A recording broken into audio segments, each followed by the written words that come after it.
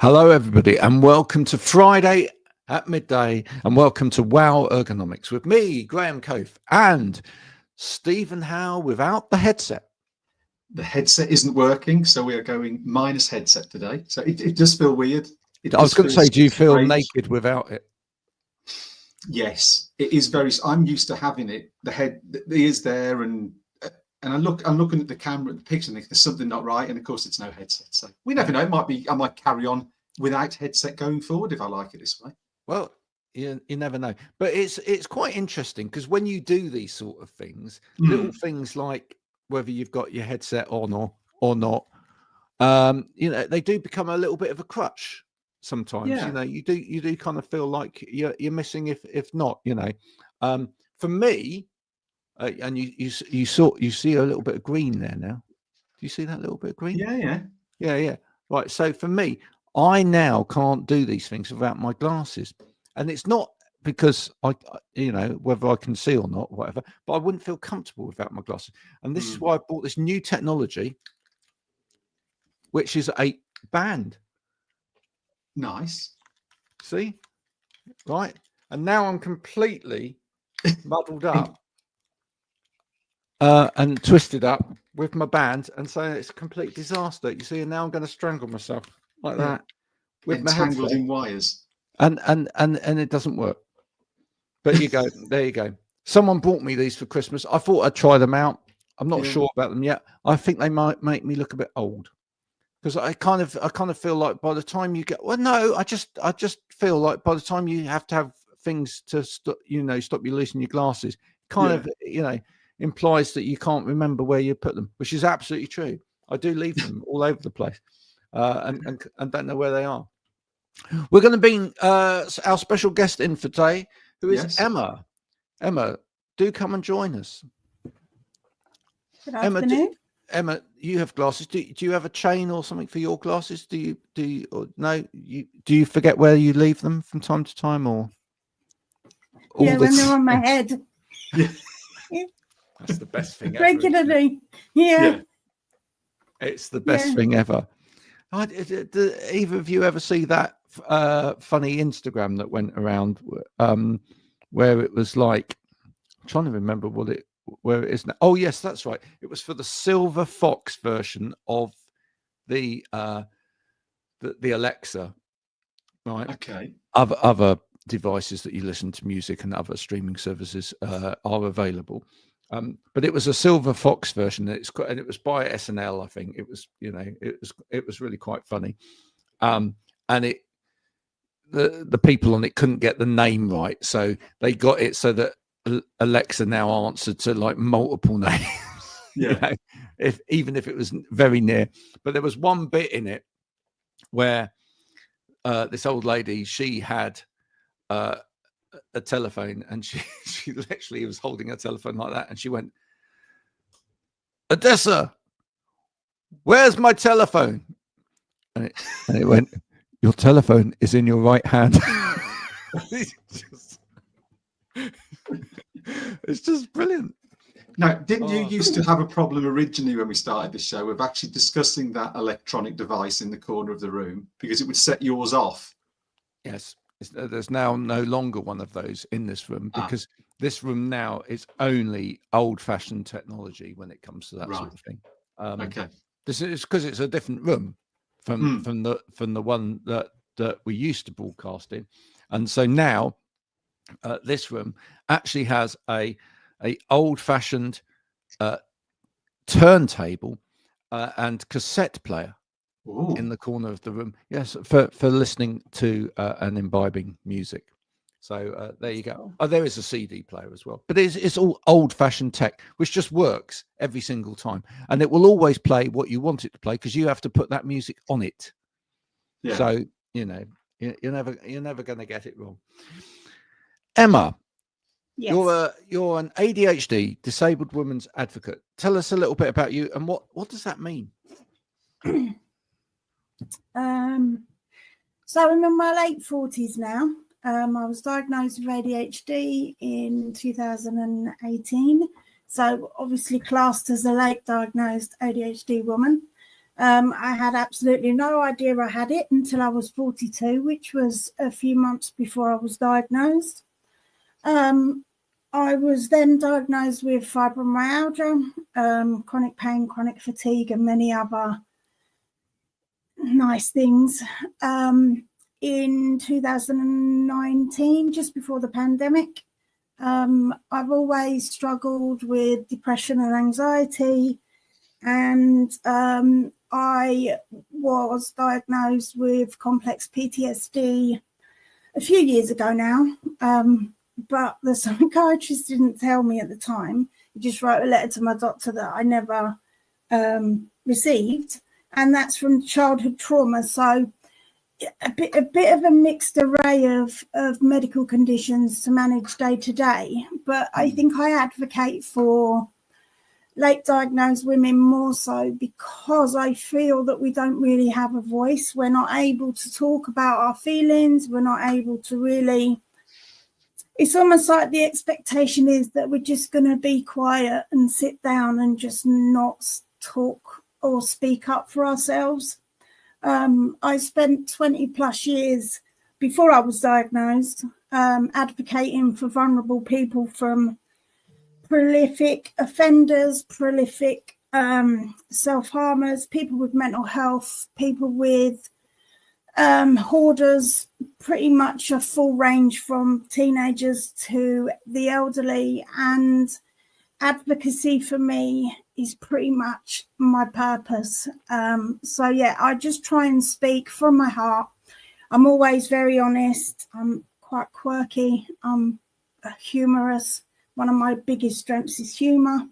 But yeah, I'm just really want to kind of start conversations where ADHD women are able to speak about their experiences, because it seems to be quite gender biased, being a late diagnosed ADHD woman, and then not really kind of knowing that you've got it until you're in your 40s has obviously made a significant impact on my previous quality of life. So yeah, I'm just very honest, blunt. I'm quite opinionated, but also I just want to talk about unconditional love and unconditional understanding and respect between women that just get each other, which is pretty much me and Marianne. That's how we've connected. We just understand without having to explain. And that stuff is the stuff that is where my advocacy is at the moment. So that's a little bit about me. No, thank you, Emma. A question for you. I mean, it would seem, you say that like women of your age are perhaps not speaking up about this stuff, but it would seem when you go on social media, etc., that there's a lot of noise coming from the neurodivergent community, and that there's a lot of people talking about stuff. But do you think that it's kind of in some ways dressed up around kind of marketing, and some people, you know, are shouting louder than others because it's kind of, you know, kind of mixed into a marketing message and part of their business, etc.? And do you think that then becomes a problem for some other people that maybe don't feel like they can be as noisy? Yeah, me. Yeah, basically. So social media, obviously during the pandemic, social media and ADHD obviously took off. And I do think that a lot of people on social media that do the kind of staged reels that they record, which are not really, you know, authentic, or they're staged. And I do think that there's a category of either ADHD coaches or a category of social media influencers that are all about making money, all about creating content and making money. And I don't think there's, I'm not saying that they're doing a bad job. I just think when it comes to women, like if a man is sitting and talking about ADHD symptoms in women, then he's a man. We're women. You can have a bit of an understanding, but you can't fully understand, you know, the daily battles. And I do think that for people like me who don't have a big social media following, and I'm very blunt, very honest, and funny. Just don't get it's not that I want attention, and I'm not an attention seeker at all.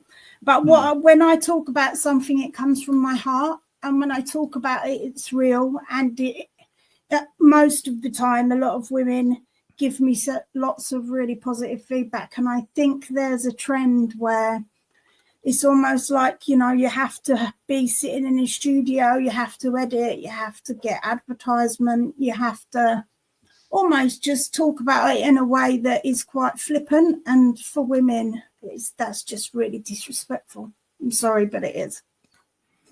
Stephen, do you think it's one of the problems that management are having out there at the moment, which is that actually to support people within their organizations that may have multiple different conditions, etc., that we're kind of seeing a blueprint out on social media, etc., that might look almost kind of exciting, if not in some ways saccharine in other areas, in terms of it's not dealing with in great detail some of the real messy side of having these conditions, and we're still seeing a lot of people talking about various conditions being superpowers and whatever, without it necessarily going, but actually just getting out of bed in the morning and or dealing with you giving me tasks like this is just an absolute nightmare or whatever. And it does it help? Does it mean that actually we're not necessarily dealing with the stuff that's really difficult? I think what's really interesting there is what both Emma and you've alluded to is I'm cynical's the wrong word, but I do see some of the stuff that goes on platforms like LinkedIn, and I do wonder, are people just doing it for self-promotion? Is there actually a real sort of desire to help people, or are people just using it as a marketing initiative? We spoke about it, Graham, about one or two individuals in the past, haven't we? And I've looked at it and thought, I'm not entirely sure you're doing that for the benefit of the people who may have a similar diagnosis. You're actually doing it as self-proclamation, self-advertisement, and therefore becomes cynical. And I think that then has to feed through to businesses as well. Because if businesses are looking at and going, well, do you know what? We're not entirely sure. Because when we've seen people talking about it, it looks like it's part of a marketing campaign. So actually, those people acting that way can potentially have an impact on how businesses deal with people. I'm not saying it is the case, but I think if we're all looking at it and nodding our heads and saying we've seen this, do organizations do the same? And then does it almost dilute the resource that's needed or the seriousness of that issue to be addressed, because people become cynical about the way words are being used by other people? Who knows? Yep. Maybe not, but that's just the way it comes across a little bit to me. I'm just a little bit not fully sure you're actually trying to support people, but maybe support your own business. Emma, can I ask one question? And it's something that we talk a lot about on here now, especially I think in the last 6 months or so. But a lot of the help and support that people need, it takes time, doesn't it? It takes time, and real patience as well. And I think that's something that companies are really struggling with, because I think they'd love to see it, that you can put in a champion of this and you can put in a program to help this or whatever, and you go, right, okay, well, we'll put people through that, we'll put people through a training session on this or whatever, and then that's the problem solved, right? But it's not. And actually some of this stuff just takes real time. I'm going to go back to even the area of workplace assessments, Stephen. There were times when I went to see somebody for an assessment, and I found out when I got there that person had PTSD, right? And the allotted time for the assessment was half an hour. That's not enough time with somebody who has PTSD to probably even allow them to emotionally connect and start to tell their story, let alone put into place any kind of, start to put into place any kind of adjustments for them. So, if we don't actually understand the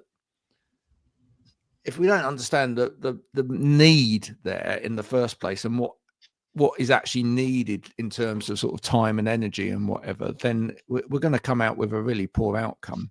Does that echo with you, Emma? I mean, this stuff takes time, right? Of course, yeah.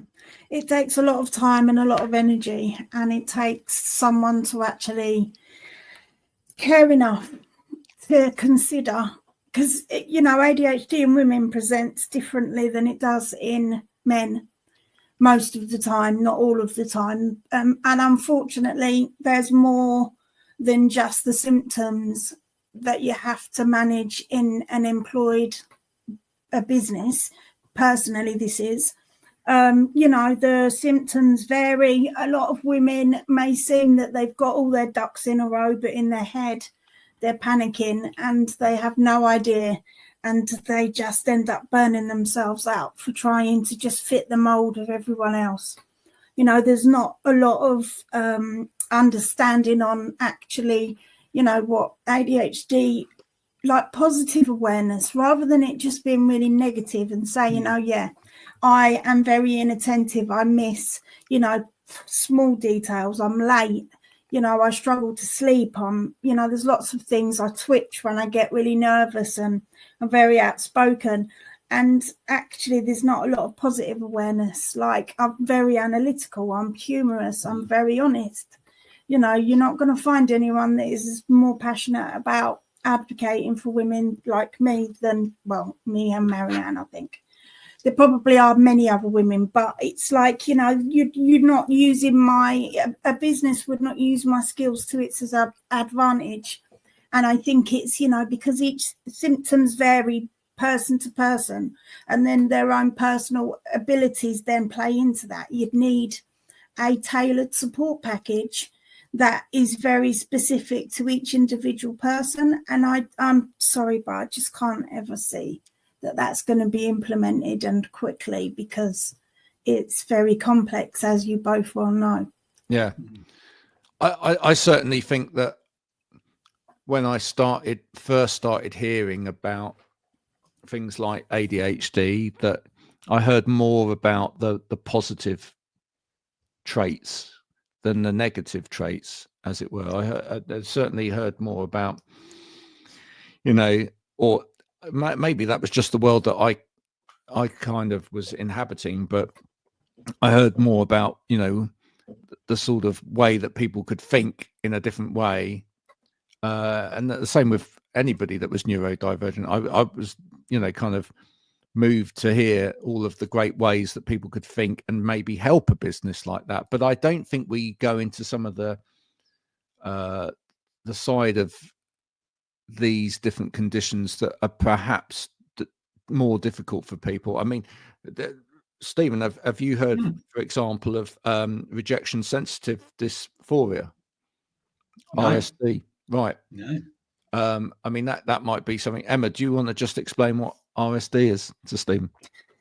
Yeah, so rejection sensitivity dysphoria means that someone with ADHD is more susceptible to extreme levels of rejection. And we're not talking about not getting a job or like big things. We're talking about pretty much anything. It can be a change in your body language. It can be you've raised an eyebrow. It can be that, you're just not getting back to me quickly enough. And then if I think I've upset you, then I go into a spiral of shame, guilt. It's actually very debilitating, and it has literally ruled my life until last year, and then I've started dealing with it. But it's perceived rejection most of the time, and it is actually a physical feeling. Like it actually physically hurts when it's triggered, and once it's triggered, then you start obsessing about things, and then you can't then get out of that mindset, and then you can fall into a really deep, like I call it, inner critic. It's that inner negativity that's in your head that just, you think you're stupid. Why are you bothering? They don't like you. That's why they haven't messaged you back. Or it's just like little things. Like I have been in the past extremely insecure in relationships with friends and romantic relationships. A lot of my insecurity does come from being raised by my narcissistic mother, and my obsessive apologizing was started by her. But it's like the rejection, it is literally like a physical, like a big, almost like your heart is hurting, you've got a lump in your throat, you've got a big ball in your tummy, but you can't get out of that once you're in it, because, and sometimes it's how I perceive rejection. It's not actually happened, but once it's triggered, it's almost impossible to get yourself out of it without having some coping strategies. I call them knee-jerk reactions when I react on the perceived rejection, or if I feel I have been rejected. But another thing of having ADHD is emotional hyperarousal and emotional dysregulation, and for women it's very frowned upon if we lose our temper. So the RSD can play into that, and then it triggers emotions that you didn't even know were coming. When you're a typical person has a 1 to 2 second pause before they react in anger, whereas ADHD people don't. And once the RSD is triggered and you get into that, then literally it's just the emotions and everything. And then a lot of the time I will be as shocked as everyone else, because I'll be like, where did that come from? They only raised their eyebrow at me, or, oh, look, they've just messaged me back. They don't hate me. I'm not a pain in their derriere. It's not. But you see, I think this stuff needs to be talked about in work. I think this stuff needs to be understood more in work. I honestly believe that, and we need to start earlier on in the education of this as well. But we seriously need better awareness education across a lot of different conditions, I think, in the workplace, because it's interesting you said that.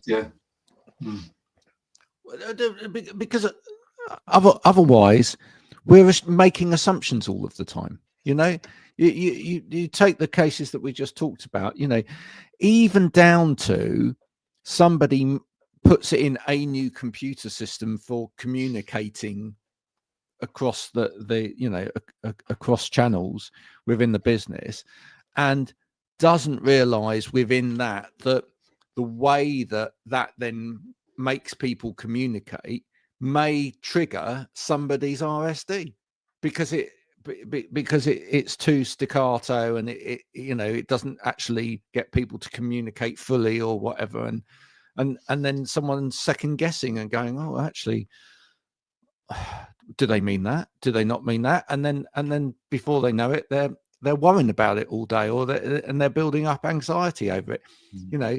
All of these things, if we understood more, then we wouldn't just make knee-jerk decisions about this is the way that we're going to communicate, or this is the way we're going to do that, without actually asking people properly if it's going to have any kind of negative connotation for them, and can we do better? Emma, what does instant you brought it back to the workplace, Graham, because that was where my train of thought was going. What does support look like generally in the workplace for what you've described, Emma? And really, do we have the right levels of support in? And if not, how much bigger does that support need to get to really support and help people? What's your experiences or anecdotal experiences of workplace support? I think psychometrics would be great. So you're looking at what the skills are of the person that's got ADHD or autism or anything, chronic pain. just to kind of understand. And then maybe training, you'd need a mentor. I think a mentor that understands RSD, that's had some training, that you can go and talk to openly and honestly when you feel overwhelmed, because you get overwhelmed really quickly. I would definitely say that a lot of in-house training, but more of a mentor type role, whether that's your team leader or your manager or someone in HR that you can go and talk to. I think that there unfortunately is not many people that really, like, they hear names, they hear ADHD, they hear RSD, they hear emotional dysregulation, but within the person who actually is diagnosed or waiting to be diagnosed or is diagnosed, that not many people sit down and talk to them about how things make them feel. And I think if that happened, it would then alleviate a lot of the RSD, or it would alleviate a lot of the anxiety, or just, don't make someone work in an open office, because if you're in an open office and you're like me, you're very distracted. Allow like flexible working hours, allow working from home, or not all the time if you need it in an office. But I just think that, it's not just about educating people on what these things are. It's about giving people like me the opportunity to actually sit down and talk things through, and from a way of respectful humor, because I always laugh about myself. I don't, but it's just about educating or teaching people about what's going on. Like, because most of the time people probably would think that I've got all of my ducks in a row and everything's fine. That's not what's going on in my head. Like, in my head, just, it never stops going. And I do think that there is not a lot of support within businesses, and mostly I think for ADHD, because obviously there's still no medical diagnostic criteria for adults with ADHD, and definitely none for women. And just kind of talking, or just kind of being able to have understanding from somebody, even if they don't get it, but having a mentor within in a business or a work environment that you can just talk to. We don't need solutions. We just need to be heard and to be understood. And I think that sadly is very, very missing. Because who's going to employ someone like me that's physically disabled and never know when the pain's going to be triggered? And I'm in pain 24/7, and I'm going to say to you, I can probably work 2 days a week, but I don't know which 2 days they are. I'm going to need to work in a quiet place. I'm going to need a body double, so I'm going to need someone to be there if it's online, or be in a room with me to keep me accountable and to keep me going. And then sometimes I'm going to think that you are judging me or disrespecting me or rejecting me because you raised an eyebrow, and you don't normally raise that eyebrow, because I'm a detective on body language. And people need to be able to talk about this stuff, but explain it in a way that is very respectful and is not like a media hunt. It's just from the heart. And I don't know if I answered your question, Stephen, because I do often go on a tangent, and the tangent is where you learn most.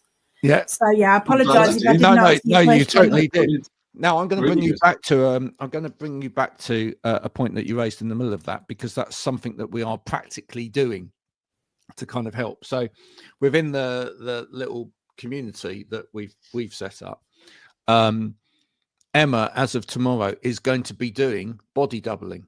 Now, for people who don't know what body doubling is, this has got nothing to do with the movies, right, or anything like that. So it's not like stunts, no injuries, nothing to do with stunts, nothing to do with scenes of a nature where you might hire somebody else to be your body. It's got nothing to do with that. This is a work-based thing. But Emma will be during Monday to Friday in this community group. You're going to be doing, I think, four sessions a day, an hour at a time, of body doubling. And body doubling is working alongside somebody, but predominantly in quiet. And this is an interesting thing, because what I'm going to bring up here is, although this actually, we know that this is actually a really great thing for a lot of people with a diagnosis of ADHD. I went to one of these in COVID, right? And actually found it quite beneficial. And actually, when a lot of people, and I actually work like this with some of my clients, and I didn't even realize I was doing it with some of my clients because it just kind of fell into this habit. But for a lot of people, they actually, if you're working from home, you might actually benefit from this, regardless of whether you have a diagnosis or not. And it comes back to that same thing about inclusion, which we talked about before with when we had the episode with Ajay and Melanie and Jodie as well, which is that actually doing a lot of things that are for or inclusive and help one particular group of people, actually you tend to find they actually help a lot of people. Yeah. There might be a lot of people out there in your organization who just feel lonely working from home. You go, well, that's ridiculous. We're a big organization. I know of, for example, during COVID, when lots of people that I was assessing, for example, were sent home, some of those people told me that they hadn't had a phone call from their management team or whatever for about 8 weeks. Now, it happens, folks. You might not want to think it happens, but it does happen that actually some people don't get the support when they're working remotely that you want them to have. So just talk a little bit more detail about what will be happening in those body doubling sessions, because this may be something that might actually really interest a number of organizations, and they could actually organize as well, if not. Yes.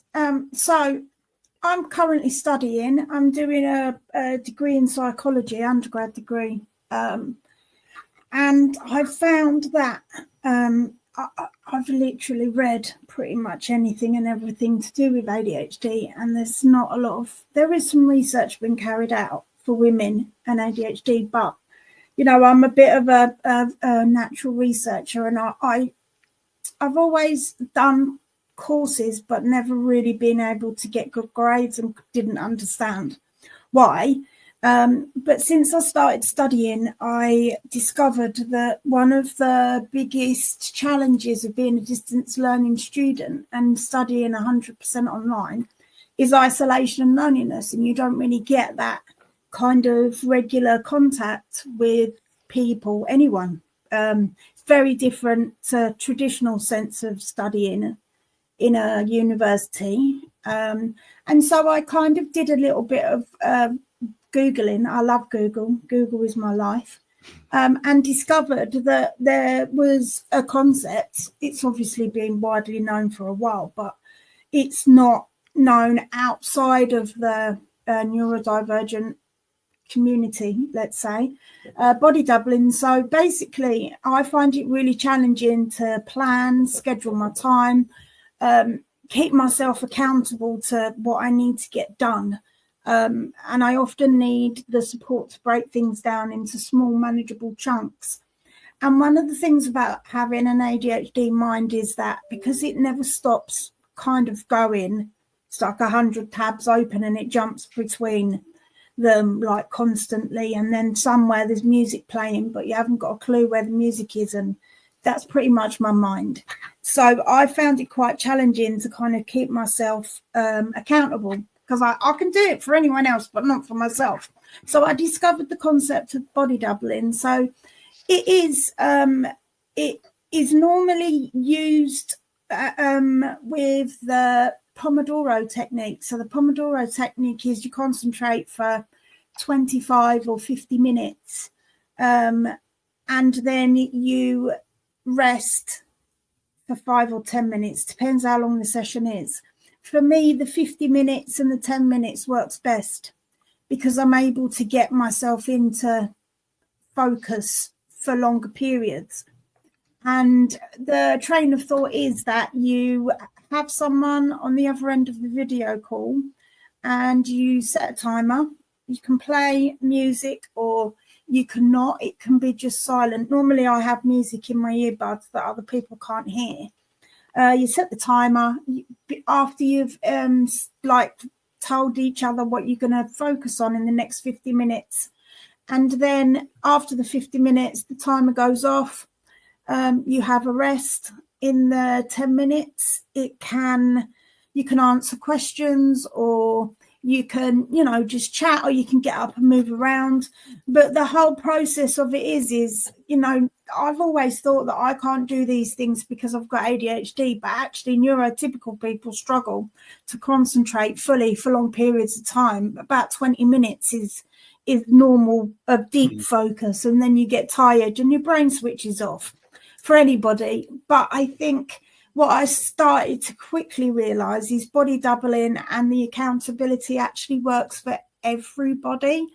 And it's also a way to build bonds between neurodivergent and neurotypical people and start to kind of break down the stigma and the barriers between, the differences, and just really kind of be supportive and offer unconditional understanding. And so, it's something that me and Graham set up, and I'm going to be running them.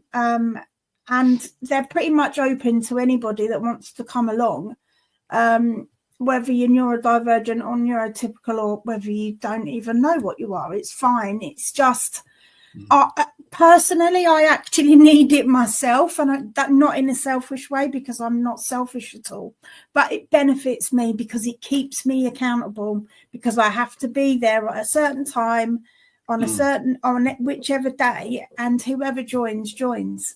But I'm just really grateful to Graham for obviously giving me the opportunity to trial this and see if it can make a difference, because I think one of the things that happened in the pandemic is a lot of people started working from home, but then there was no support for them. And I don't just mean neurodivergent, I mean everybody.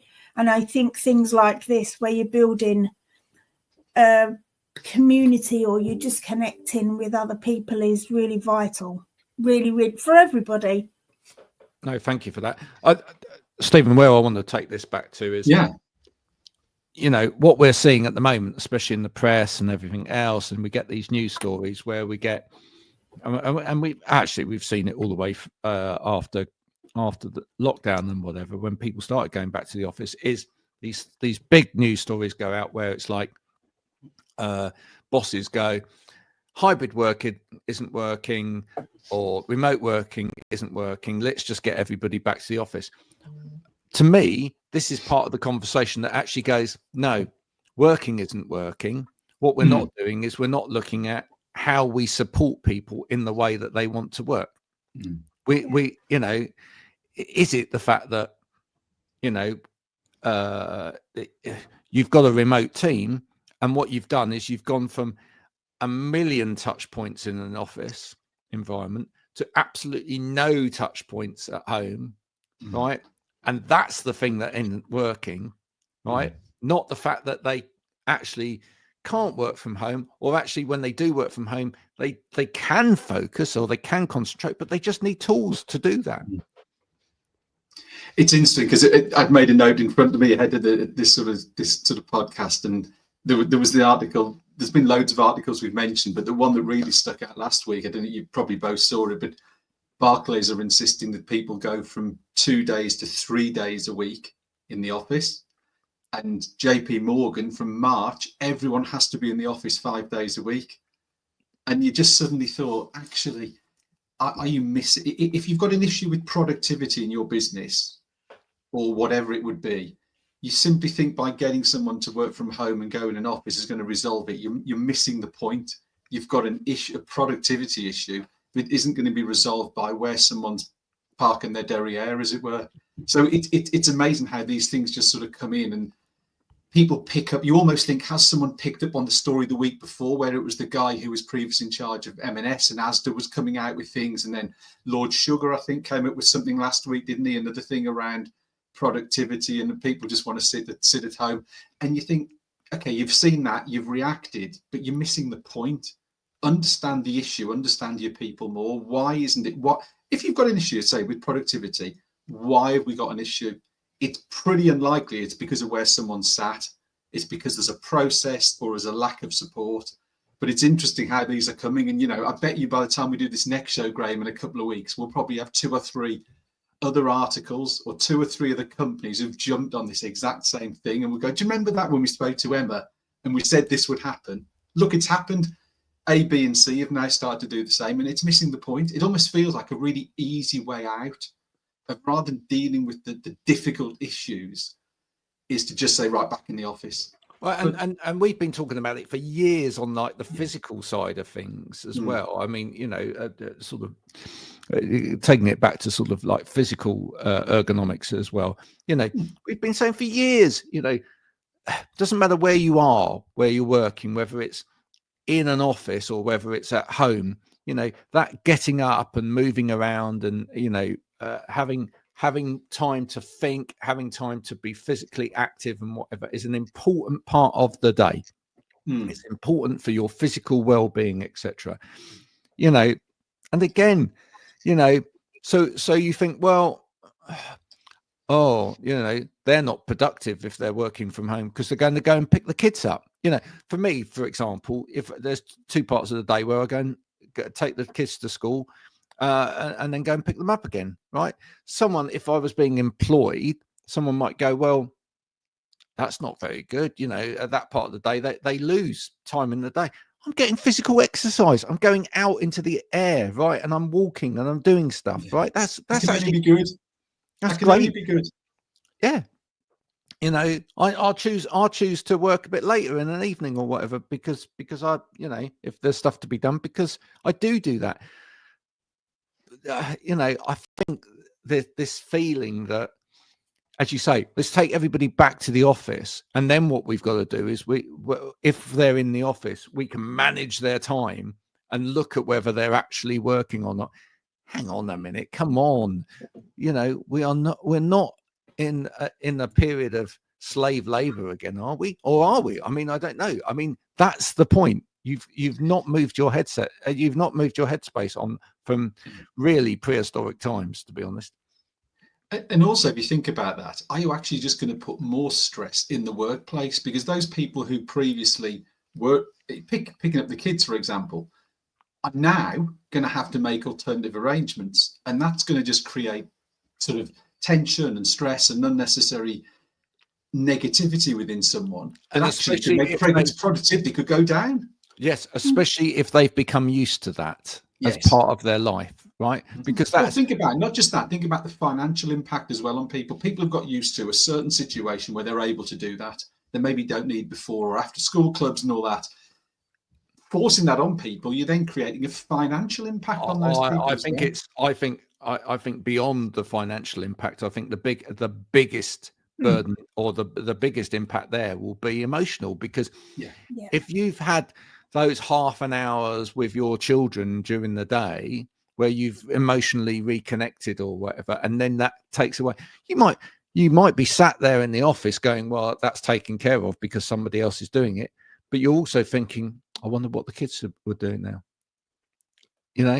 You're also thinking about, actually, should I be here? Where are my priorities in life?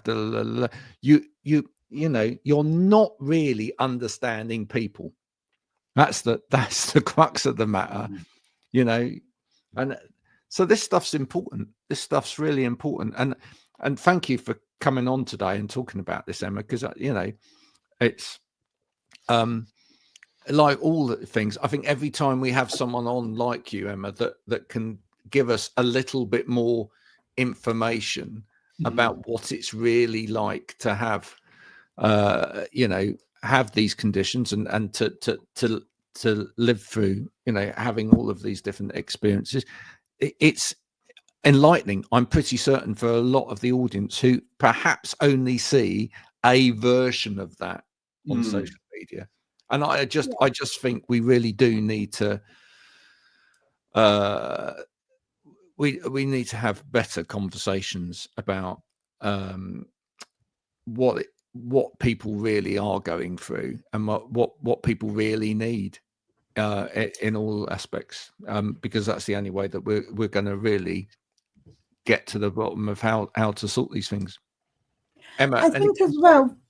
Go on, Graham. I totally interrupted them. I'm trying not to interrupt. What were you going to ask me, Graham? No, I was going to say, what were you going to say? Because I was just going to say, any kind of final thoughts from you? I think from what you've just said, Stephen, what I'm noticing is that the big companies or the things that you've just explained, they're worrying more about productivity and economic productivity to make money. They don't actually consider the extent of what these changes and how they impact the people that now have to reshape their lives, change everything around, and then the impact, particularly on women, whether you've got, physical pain or ADHD, or whether you're just a bit stressed because you've got young kids and now you've got to pay more money to get your kids picked up, or after school clubs, or things like that. I think, like, where have the people gone? Like, when did we stop caring about people? And I know this is probably a bit it's not cynical, I don't think, but there's always seems to be more attention on making money or forcing people to be a certain way, when in fact what we need, if to be more productive, you need to be able to work in a way that's suitable for you.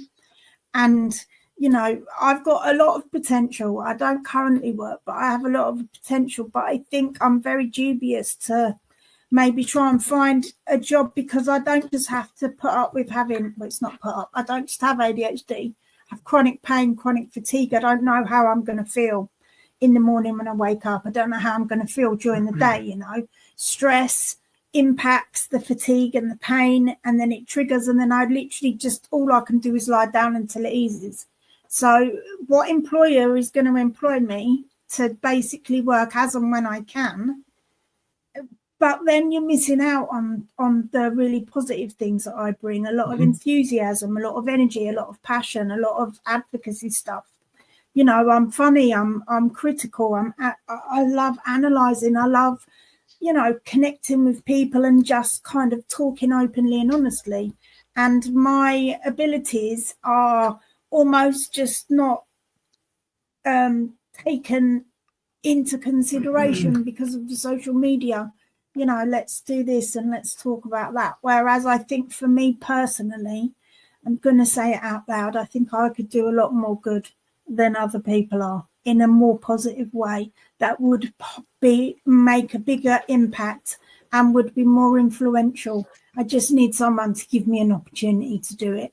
Well, as simple as that. I think it's as simple as we need to start in an really inclusive world. We need to start understanding how we can make things happen for people, not how we can close doors on people. It's as simple as that, really.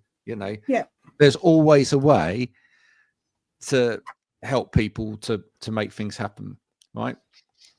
We've started that with you. We're finding a way of you being able to do some stuff out there within the community and help other people come in. And I think that will be a great starting point for you. But why don't other people do that with other people out there? Why why, even if you're a big company and you're employing lots of people, have you really talked to your people about, what's causing them to be off ill all of the time, or what would help them deliver more for you, right? If you help them more, if you understood them more. Those conversations really need to be happening. Bit of a different one today. Yeah, really good. But I hope you enjoyed that, folks. I hope you've learned something.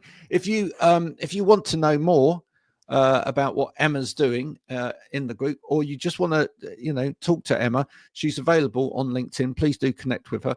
Craven is her surname. Yes. Just so you can find her there. Go and find her on LinkedIn. Do connect with her. She has recently appeared on a couple of podcasts as well. So if you do connect with her, there's links to those podcasts as well, where you can hear her talking with other people from the sector about what sort of support is available or not available, as it were, out there, and it might spark some conversation with you. If you are from the ergonomics sector and you're going out and visiting clients, and you'd like to understand ADHD and how it might impact people like Emma more, there's an opportunity for you to pay Emma as well. Maybe get her to do a little talk with you and your team about what it actually feels like, and what the problems are. Thank you, Stephen. Yes. Looking forward to the next one as well. 21st, 2 weeks time.